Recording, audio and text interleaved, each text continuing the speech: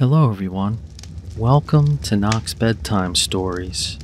I'm your friend Joey, here with another episode to help you relax, feel safe, and fall asleep. It's 11 p.m. here. I hope you're all feeling well tonight. If not, hopefully I can make you feel better and help you get some much-deserved sleep. If you're new to the podcast, welcome to the Knox family. I'll be here for you every Monday night. If you find the podcast helps you, please subscribe and give me a kind review on whatever platform you're listening on. In order to thank those of you who have helped the podcast grow by reviewing and subscribing to the podcast, I'm going to put out a second episode this week on Wednesday. It's part 3 of Alice in Wonderland, and we're at the part with the Cheshire Cat and the Mad Tea Party. I put nearly 60 hours of work this week into the 3 episodes I worked on, so I really hope you enjoy them. Tonight's story is a rather amusing sci-fi episode about what people imagined the late 90s would look like from the 1950s. If you guessed they were hilariously wrong, you would be correct. But I don't want to give away any more of the story than that. You'll have to listen for yourself. You may remember from last week that I did a positive news story about 2 children who were saved from a moose by World of Warcraft. So, before we get to the story, I'm going to read a good news story you won't hear in the awful news cycle of 2020. A zoo in Pennsylvania has welcomed 2 new adorable additions to its animal family. A pair of red pandas, a boy and a girl, were born on July 8th and are now 5 weeks old, a spokesperson with Erie Zoo announced. The babies, who have yet to be named, were born to the zoo's adult red pandas, Pumori and Delilah. This is their first litter together. Pumori is extremely valuable genetically for red pandas, who are critically endangered. So this is a really exciting development for the world of species survival and pandas, the spokesperson said. Dr. P.J. Palumbo, the attending veterinarian at the Erie Zoo, has been taking care of the pandas since they were born, and will continue to do so until they are about 4 months old. The babies must be fed every 4 hours and are being hand-raised by Palumbo because they were struggling to naturally gain weight. They are doing extremely well, the spokesperson said in the video, while giving viewers a glimpse of the babies. They did just open their eyes within the last week. The babies, who are currently brown, will slowly develop a red color over time. I hope you enjoyed that bit of good news before bed. Now, let's get to our story set to relaxing music and this beautiful fireplace. If you're not already laying down, please do so in whatever position is comfortable. And let's begin. The Thursday morning executive meeting of the General Products Corporation was adjourned, as usual, with the Consumer's Pledge. The same pledge recited each morning by children in schools across the nation. J.L. Spender, Assistant Vice President of Cotter Pin Production for Plant 5, was proud to put in these extra Thursday mornings. Let the common herd work their 3-day, 21-hour week. He was part of the management team, working behind the scenes, constantly raising the standard of living of the American consumer. A silent elevator whisked JL to the roof of the administration building, where the heliport attendant rolled out his new helicopter, a June 1998 Buick Skymaster. It was a sculpture in chrome and plexiglass, a suitable vehicle for the assistant vice president, as prescribed by Consumer's Guide. A loyal consumer, he bought the new model every 6 months. Once in the air and on course, JL set the Ultramatic Autopilot, a new feature on the 98 model, and pushed the chrome seat control lever to semi-reclining. Scarcely a cloud marred the pristine blue, and below nestled the neat, colorful homes of happy American consumers. But his problem was not to be soothed by sinking back to enjoy the crisp spring air. Life, JL felt, would be all sweetness and light were it not for the unaccountable affection his pretty daughter Glory bore for an ascetic-looking young man of doubtful integrity as a consumer. There had been a parade of acceptable young men through his door, none of whom had excited more in him than apathy. But this one, he wore spectacles with heavy black frames, when almost everyone used disposable contact lenses. His suits were at least a month behind the current style, and with all those young men to choose from, Glory picked him to ask to dinner that evening. Glory had been taught to respect the might of the dollar and the disaster that comes of not spending it. She was a credit to her family, a sound, patriotic consumer. She could spend money faster, more sensibly than any of her frivolous friends. One fortunate young man would find her an excellent wife. No dollar hoarder would fill her mind with subversive notions if he could prevent it. Much as JL disliked having that particular young man to dinner, it did afford the opportunity to spend some of the extra money that always collected if you didn't watch very carefully. Being forced to pay a savings tax wouldn't do his career or social position any good, and he certainly wouldn't think of putting it into a secret bank account. The Hudson River was beneath him. He would soon be home. The thought reminded him that though the family had already passed the 5-year mark in this house, he had still not made an appointment with the architect. Just before landing, JL took the controls. The autopilot was supposed to land itself, but somehow he felt better doing it himself. A control on the dash opened the garage, another retracted the overhead rotors. He drove in, closed the garage door, and got out. He paused in the hall only long enough to throw his hat and topcoat into the waste receptacle. From the kitchen, he heard the familiar crackling of packages being unwrapped. Home at last, he sighed, pecking Marge, his wife, on the cheek. "What did you buy today, honey?"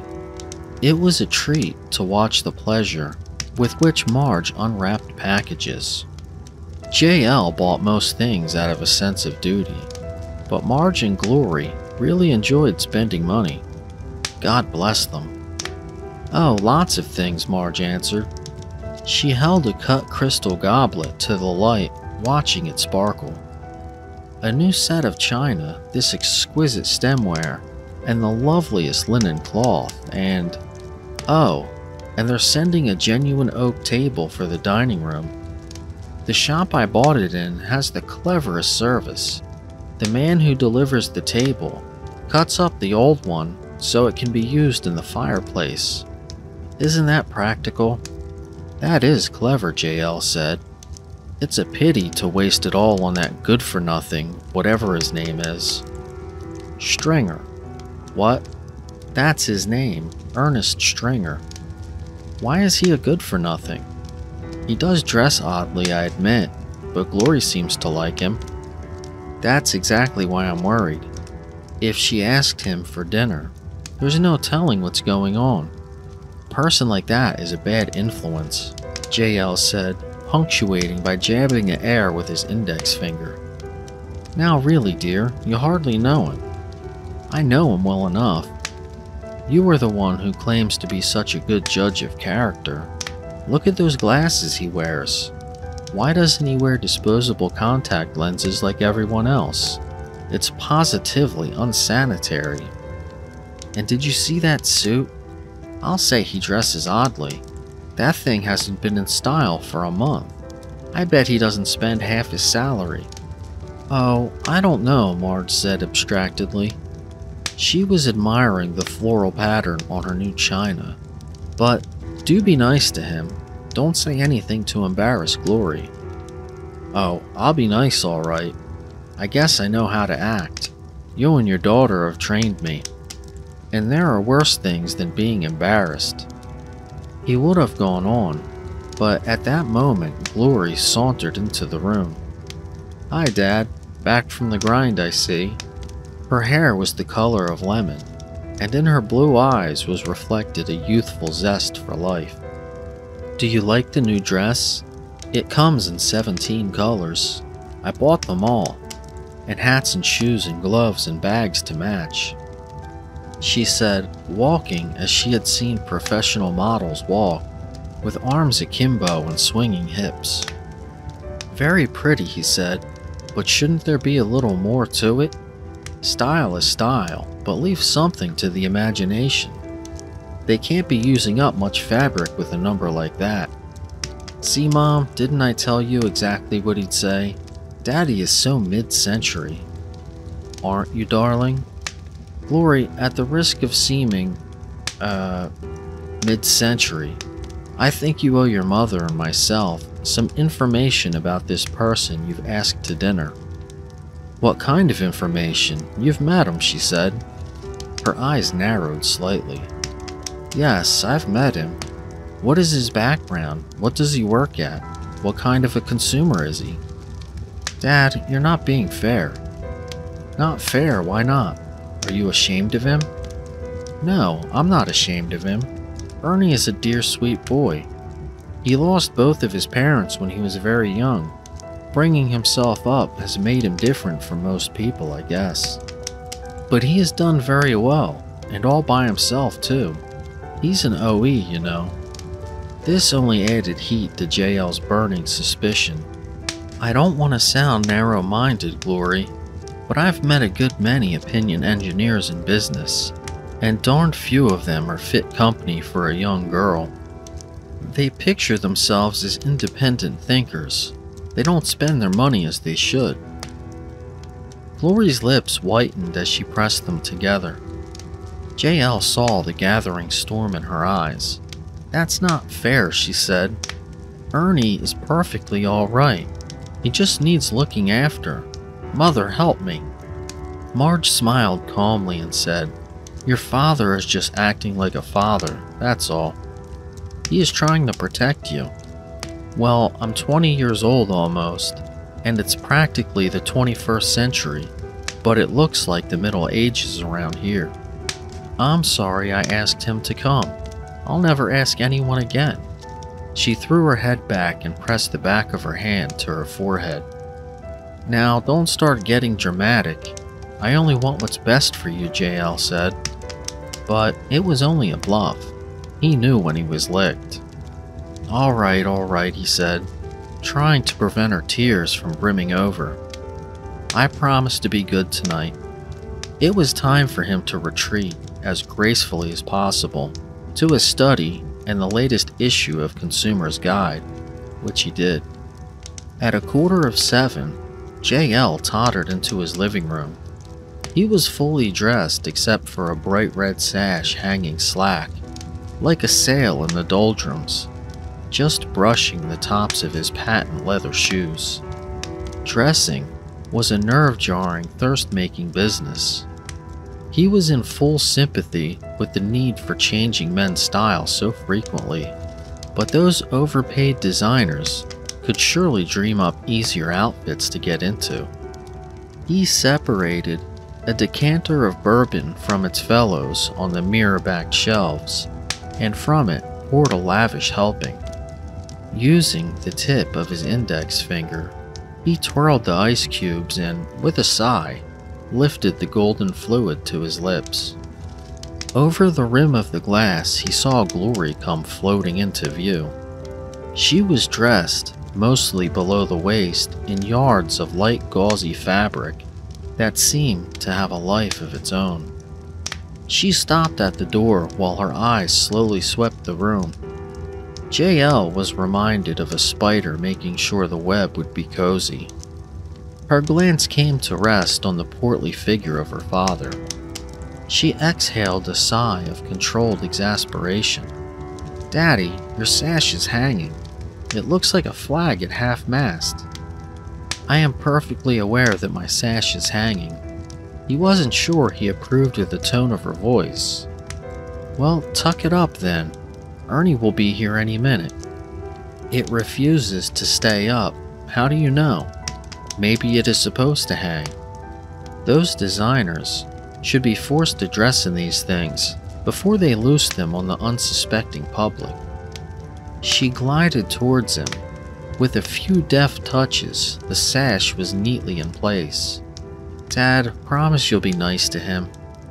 JL smiled, much as he protested. He liked being fussed over. Of course, I'll be nice. When am I not nice? I just said those things about him because, well, I want you to be wary. Don't worry about Ernie, he's a dear. And please, no economics lectures. That business about thrift being a menace to prosperity may have been a new idea when you were young, but now every kid in school is taught it, so spare us. It makes you sound like an old fuddy-duddy. Fuddy-duddy? JL was about to make a stunning rejoinder when he heard the whirring of helicopter rotors overhead. There he is, Glory said excitedly. Let him in. Where are you running? He asked, surprised. She was as fully dressed as she was likely to be. You know, I can't be here when he comes in, she said. Can't be here? Where else should you be? JL asked. The situation was getting out of hand. Strategy, my dear parent. I can't just be sitting here waiting when he walks in. He is supposed to be waiting for me, with bated breath. It makes my entrance more effective. Ta-ta for now. She was gone. The prospect of dining at the same table with the young man was repellent enough. Now, he would have to provide entertaining conversation until Glory chose to appear. The door chime sounded. JL drained his glass, stiffened his spine, and strode to the door, pulling it open with a jerk, like a doctor removing adhesive tape. Any hope JL might have had was dashed when the door opened to reveal Ernest Stringer, his piercing brown eyes, a tight-lipped smile, and the traditional gift of candy under his arm. Good evening, Mr. Spender, he said. You are, I believe, expecting me. He was so thin that the current tight-fitting style made him look very like a figure constructed with pipe cleaners. JL did his best to appear gracious. Come in, he said, taking his hat and coat. Glory will be in soon. The suit was up to date, but JL spotted other telling details. His heels were slightly lighter in color than the rest of the shoes, indicating they had been re-heeled. It was also evident to a trained eye that the collar and cuffs of his shirt had been resized, proof that the shirt had been laundered, perhaps even more than once. What can I get you to drink? JL asked, leading the way into the living room. Nothing, thank you. I seldom take alcohol, the young man said. Is that right? A young fellow like you? It certainly is fortunate that the rest of your generation doesn't share your prejudice. Alcoholic beverages account for more than 5% of total consumer purchases. 5%? As much as that? Well, in that case, I should have something. Ah, a glass of sherry, I think, he said, smiling with lips unparted. Sherry? Sure you don't want something more? More substantial? Sherry will do nicely, thank you. A sherry drinker is capable of anything, JL thought. He poured the wine into a high-stemmed glass and mixed another bourbon for himself, this time going a little easier on the ice. The young man held the stem between spidery fingers, turning it slowly, delicately, sniffing the bouquet. JL wished Glory or Marge would rescue him. He couldn't think of anything to say. What could one say to a male sherry drinker? "What do you think of the international situation?" JL asked, just to break the uncomfortable silence. "What international situation? I mean, do you think we are headed for war?" JL was sorry he had asked a harmless question. The young man laughed derisively. "What an idea. Of course there won't be a war," he said. "Why do you say that?" He wanted to hear how far Stringer would go. "It's quite evident, isn't it? War has been threatening for more than 50 years. It will probably continue to threaten for 50 more. It gives our government, and that of our enemies, the excuse to build enough munitions to take up the slack in the economy between production and the ability to consume what we produce. That's ridiculous. I've never heard such nonsense." The young idiot, he thought.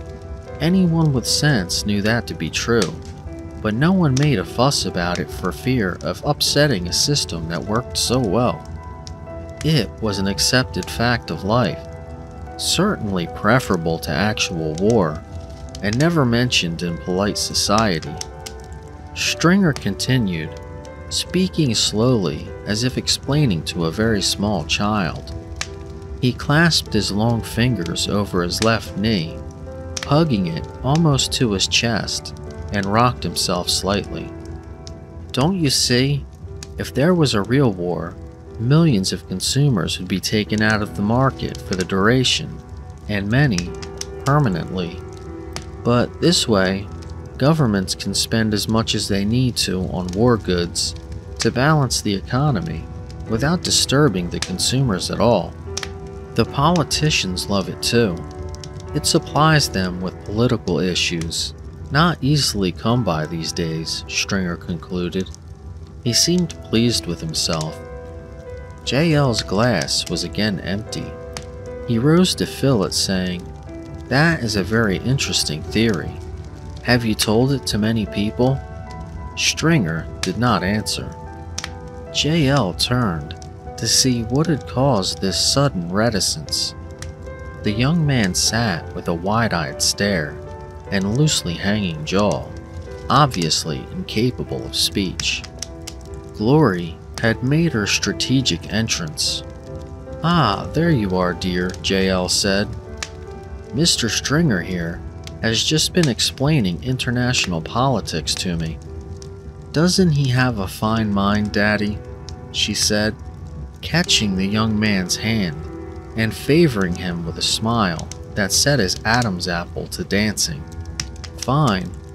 JL thought narrow would be more accurate. He was about to make an audible comment along those lines when Marge called them into dinner.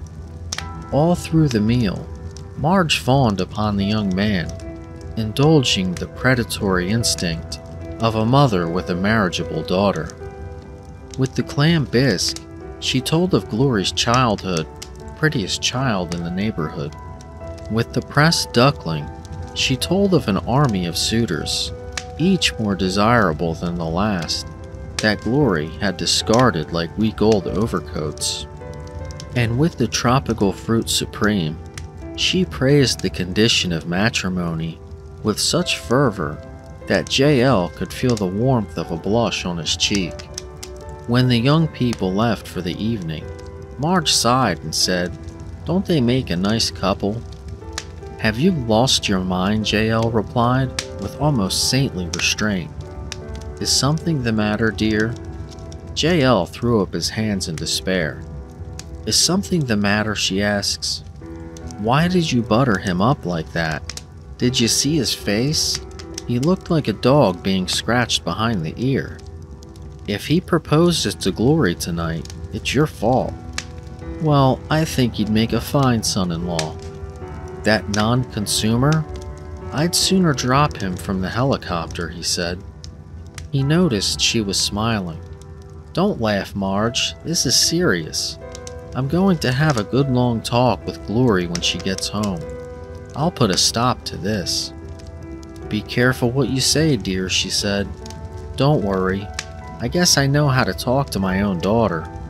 I'm as modern as the next parent, you know that."